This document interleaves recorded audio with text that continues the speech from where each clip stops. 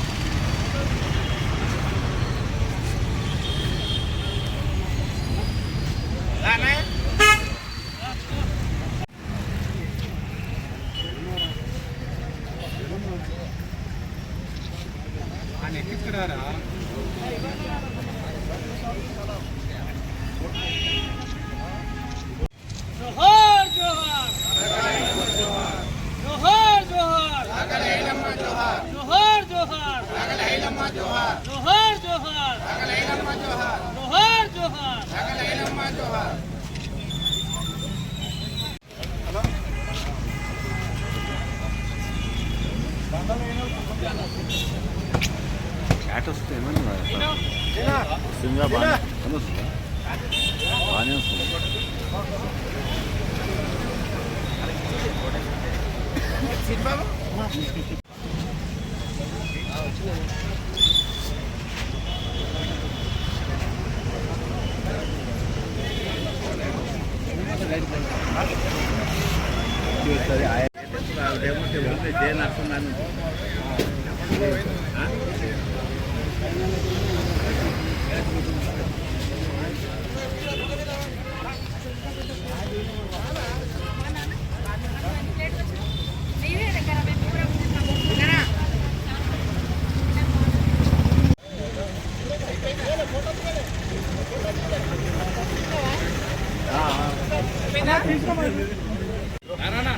వచ్చిన ఆడిన ఈ వీడియో రాజగోపాల్ దగ్గర కంటారా రండి సార్ మా పక్కన. సీనో కౌన్సిలర్స్ చైర్మన్ అందరూ అమ్మా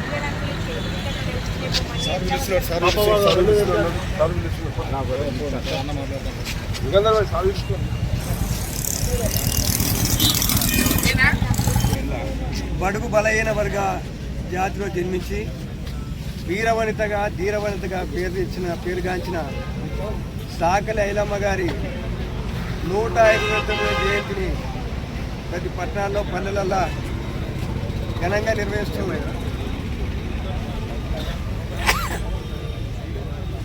ఒక్క బలహీన వర్గాల్లో జన్మించిన వ్యక్తి ఒక స్త్రీ అయింది. అప్పటి